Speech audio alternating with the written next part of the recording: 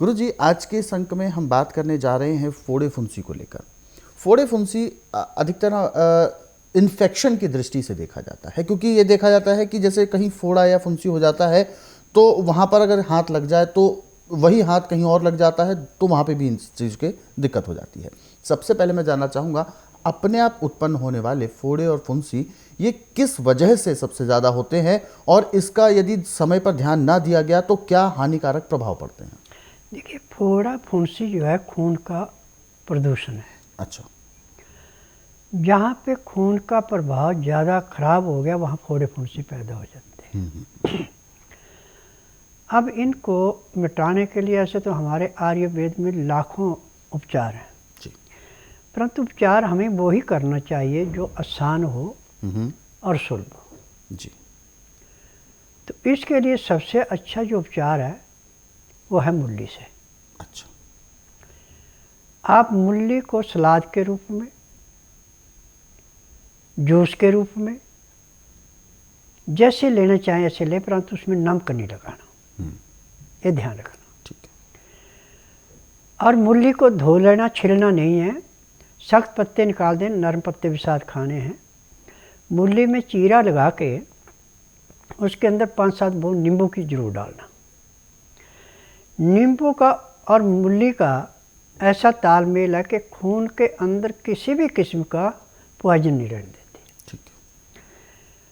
और जिनका लाख यत्न करने के बाद भी सुबह पेट अच्छा साफ नहीं होता, यदि मूली नियम से खाते हैं, 4 या 5 मूलियाँ रोज़ सुबह से लेकर 2 बजे तक खा लेते हैं, तो सुबह 4 बजे उसके पेट का अलार्म लग जाता है, जैसे घड़ी पे अलार्म होता है।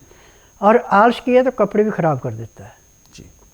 तो एकदम एक ही प्रेशर में पूरा पेट साफ होता है, बाथरूम बाद में आता है। तो फोड़े फुंसी ऐसे समाप्त होते हैं जैसे कचरे के ढेर को माचिस की तिल्ली जला के समाप्त करती है। परंतु एक बात पर ध्यान देना कि मूली ताज़ी होनी चाहिए, यानी कि मूली आज उखाड़ी 10 दिन के बाद आप उसको खा रहे हैं तो उसका लाभ नहीं होगा। और मैंने आपको बताया कि अब जो मूली का बीज आ रहा हो इतना प्रभावी है कि आप 12 महीने इसको उगा सकते हैं। सिर्फ मौसम के अनुसार इसके तरीके उगाने के अलग अलग हैं। ये ज़रूरी नहीं है कि आपके पास ज़मीन नहीं है तो आप मूली नहीं उगा सकते। आप गमले के अंदर भी मूली उगा सकते हैं, गमले के अंदर भी हर किस्म की सब्जी उगा सकते हैं। परंतु खादें जो हैं इसमें यूरिया खाद नहीं डालनी, बस इतना ध्यान रखना। गोबर की खाद सबसे उत्तम है। और जिस भी मिट्टी में गमले के अंदर आपने बोनी है, महीने में एक बार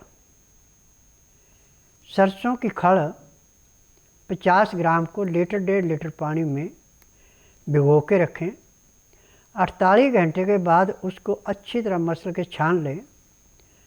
उस पानी को आप उस मिट्टी में मिला देते हैं तो ना तो वहाँ पे कोई कीड़ा लगेगा और ना ही उस मिट्टी में किसी किस्म की खराबी आएगी। नीम की खली के अंदर ये ताकत है कि जो मिट्टी के अंदर किसी किस्म का कीटाणु उसको नष्ट कर देती है। और मूली तो एक ऐसी सुगात है कि इसकी गंध से कीटाणु कोसों मील भागते हैं। यहाँ तक बिच्छू जो है सबसे खतरनाक है, और घरों में तो आम ही निकलता रहता है। और मूली की गंध जहाँ पे आएगी वहाँ से बिच्छू भाग जाता है। जी। ये भी इसके अंदर विशेषता है। अब मूली के 3 तरीके हैं लेने के। पहला तरीका तो यह है कि आप मूली का सुबह उठते ही धो करके जूस निकाल लें और जूस को हल्का सा गर्म करें, यानी 15 से 18 डिग्री तक। उसमें आधे नींबू का रस मिला दें। आप पीने पे आप आधा घंटा लगाएं। जैसे ही आप इसको पी के हटेंगे तो आपके पेट में एकदम ऐसे गड़गड़ाहट होना शुरू होगी, जैसे घनघोर बादल छाने पे बिजली कड़कती है, गड़गड़ आवाज़ आती है, ऐसे पेट में आवाज़ें आती हैं। और एकदम प्रेशर होकर पेट पूरे का पूरा साफ हो जाता है। दूसरा इसका तरीका है कि आपके दांत अच्छे हैं तो मूली को धो करके उसमें बीच में चीरा लगा के नींबू की 5-7 बूंदें डाल दें। अब एक मूली खाने में आप 15 से 20 मिनट लगाएं, अच्छी तरह चबा के। जितने आप मुंह में मूली की लुद्दी बना के सटकेंगे उतना ही आपको ज़्यादा लाभ होगा।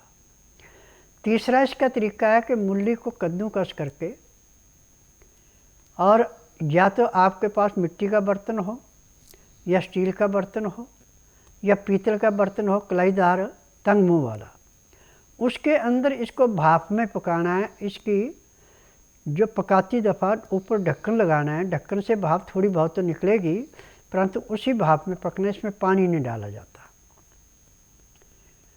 और खुले में बनाएंगे, भाप निकलेगी तो आपको कोई लाभ नहीं होगा। आप इसको भी खाते हैं और नमक का त्याग कर देते हैं, नमक बिल्कुल नहीं लेते, तो आपके फोड़े फुंसी ऐसे समाप्त होते हैं जैसे जलती अग्नि में पतंगा समाप्त होता है।